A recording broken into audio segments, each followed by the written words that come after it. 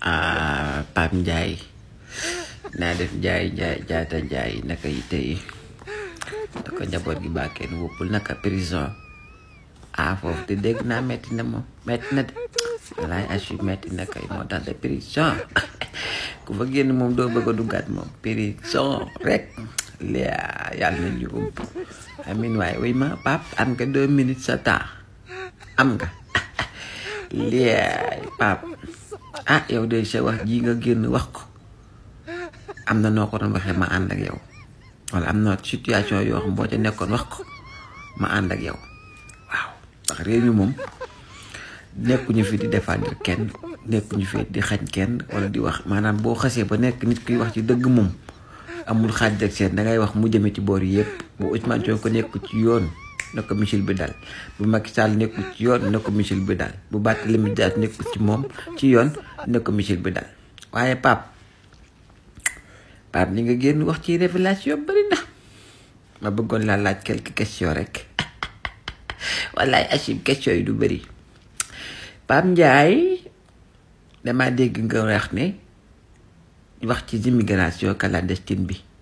nga ne gone yi dem kat dangaa xam am ay preuve yi leen nañ ay nit yu nekk ci l'opposition gi ñoo xam ne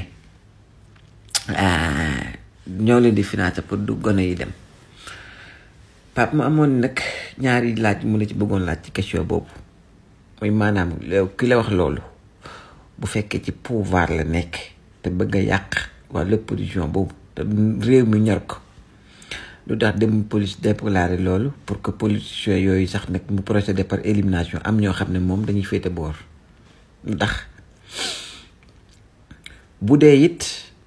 ku nekk ci opposition bi la xam nga ne opposition bi ñëpp xam na ni ñoom ñëpp bëggantewuñ dama leer na ki nekk ci Khalifa Sall bu mënoon a faagaagal Déthié Fall dina ko faagaagal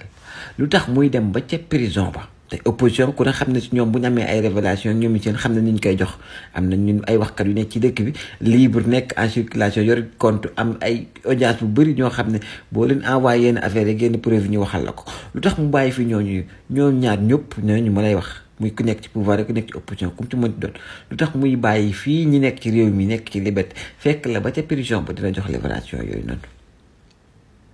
Pape sa ginnaaw ngay defar waxal rek prison ba ngay bañ a dellu waaye wax jii de gëm naa ne man bu nekkoon dans un pays sérieux nga génne ko si gémmiñ gi wax ko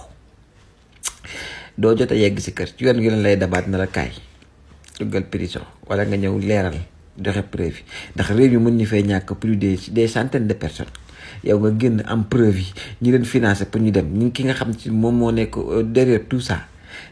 nga génn xam preuve yi bu nekkoon dans un pays sérieux de nguufaan la bu yàgg yóbbuwaat la à la barre nga justifier leeral wala doo ñibbi waaye réew mi nag daa nekk réew moo xam ne suñu état moom ku leen maasal seen ginnaaw comme wax nga ci général Moussa Fall fexe ko ki maral ko doo dem te nee nga dootoo wax ci état bi lu leen di gaañ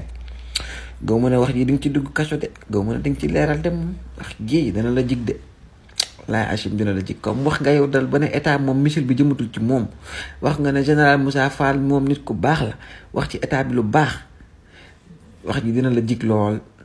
wallaay Achim dina la jig boo nekkoon l'opposition de ba kenn kenn waxatu kon ñu ngi lay yóbbul añ laay Pape Ndiaye wallaay Achim moo xorom rek laay